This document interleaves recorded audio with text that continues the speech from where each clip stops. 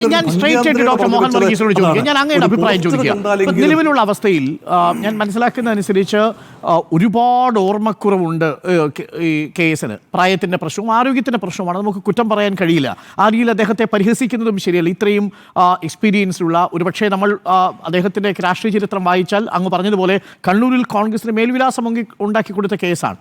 പക്ഷേ ആ കെ സുധാകരന് അനാരോഗ്യം ഉണ്ടാവുന്നു, അത് ആർക്കും സംഭവിക്കാവുന്നതാണ്, എപ്പോഴും സംഭവിക്കാവുന്നതാണ്. ആ ഘട്ടത്തിൽ ഇപ്പോൾ CPM-ലാണെങ്കിൽ നോക്കൂ, എങ്ങനെയാണ് CPM-ൻ്റെ പാർട്ടി സെക്രട്ടറി ചികിത്സയ്ക്ക് വേണ്ടി പോകുന്ന സമയത്ത് പകരം ചുമതല ഏൽപ്പിച്ചിട്ട് പോകുന്നത്. അത്തരത്തിലുള്ള സാഹചര്യങ്ങളിലൂടെ കടന്നു പോകാനൊരു സാഹചര്യം ഉണ്ടായിരുന്നു. ആ അവസരമാണോ നഷ്ടപ്പെടുത്തുന്നത്? ഇപ്പോൾ 2 ഓപ്ഷനുകൾ പാർട്ടിക്ക് മുമ്പിൽ ഉണ്ടായിരുന്നില്ലേ? ഒന്ന്, പകരം ഇദ്ദേഹത്തിന് ചുമതല ഏൽപ്പിക്കുക, ഇദ്ദേഹത്തെ കാര്യങ്ങൾ ബോധ്യപ്പെടുത്തി. ഞാൻ മനസ്സിലാക്കുന്നത് മിനിഞ്ഞാന്ന് നടന്ന ചർച്ചയിൽ മല്ലികാർജുൻ ഖർഗെയും രാഹുൽ ഗാന്ധിയും, KC വേണുഗോപാൽ അവിടെ ഇല്ല, അപ്പോൾ ഇവർ രണ്ടുപേരും നടത്തിയ ചർച്ചയിൽ അദ്ദേഹത്തോട് സൂചിപ്പിച്ചിട്ടുണ്ടാവുക അനാരോഗ്യം കാരണം അദ്ദേഹത്തിന് വേണമെങ്കിൽ വിട്ടുനിന്നാൽ പകരം ഒരു സംവിധാനം ഉണ്ടാക്കാമെന്നാണ്. പക്ഷേ അത് അദ്ദേഹത്തിന് താല്പര്യമുണ്ടെന്ന് തോന്നുന്നില്ല. ഇവിടെയാണ് അദ്ദേഹത്തിന് പെട്ടെന്നുള്ള പ്രതികരണം വരുന്നത്. എൻ്റെ ചോദ്യം ഇതാണ്: അനാരോഗ്യം മൂലം വിഷമിക്കുന്ന കെ സുധാകരനെ അദ്ദേഹത്തിന് താല്പര്യപ്രകാരം അദ്ദേഹത്തിന് ഒഴിഞ്ഞു നിൽക്കാനും പകരം അവിടേക്ക് താൽക്കാലികമായെങ്കിലും ഒരു പ്രസിഡന്റിനെ കൊണ്ടുവരികയോ വർക്കിംഗ് പ്രസിഡന്റിനെ കൊണ്ടുവരികയും ചെയ്യുകയായിരുന്നില്ലേ വേണ്ടത്? കെ സുധാകരനെ മുന്നിൽ നിർത്തിക്കൊണ്ട് ഈ തെരഞ്ഞെടുപ്പിനെ നേരിടാൻ കഴിയുമെന്ന് ഡോക്ടർ മോഹൻ വർഗീസ് കരുതുന്നുണ്ടോ?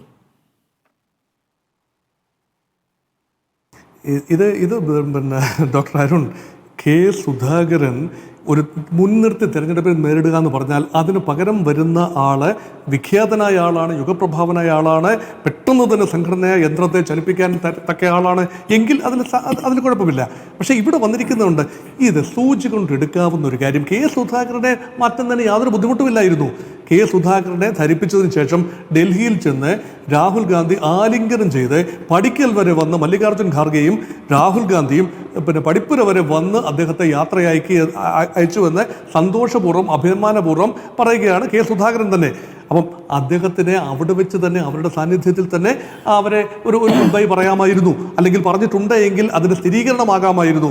അല്ലാതെ കേരളത്തിൽ വന്നതിന് ശേഷം കെ സുധാകരനിലെ ഒരു പോരാളി ഉണരുകയാണ്. കെ സുധാകരന് അപ്രതീക്ഷിതമായ ചില പിന്തുണകൾ, കെ മുരളീധരൻ്റെ ഭാഗത്തുനിന്നൊരു പിന്തുണ വരുമെന്നറിയാം. അത് വ്യക്തിപരമായ പിന്തുണയല്ല.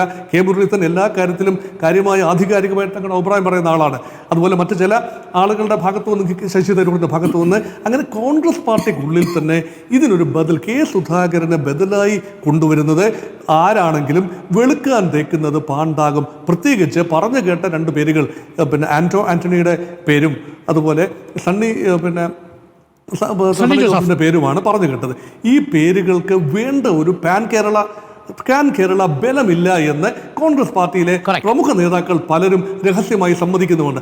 എന്നാൽ ഒരു നേതൃമാറ്റം വേണമെന്ന ആവശ്യമുണ്ട്. അതുകൊണ്ട് ഇത് വഷളാക്കാതെ ഡൽഹിയിൽ വെച്ച് മിനിഞ്ഞാന്ന് തീർക്കാമായിരുന്ന ഒരു വിഷയം കെ സുധാകരൻ്റെ ഫൈറ്ററിനെ ഒന്നുകൂടി തട്ടി ഉണർത്തി ഒരംഗത്തിനുള്ള ബാല്യം കൂടെ തനിക്കുണ്ട് എന്ന് പറയത്തക്ക രീതിയിലേക്ക് എത്തിച്ചു വെച്ചതിൽ ഹൈക്കമാൻഡ് തന്നെയാണ് അവിടെ പ്രതിസ്ഥാനത്ത് നിൽക്കുന്നത്. ഓക്കെ,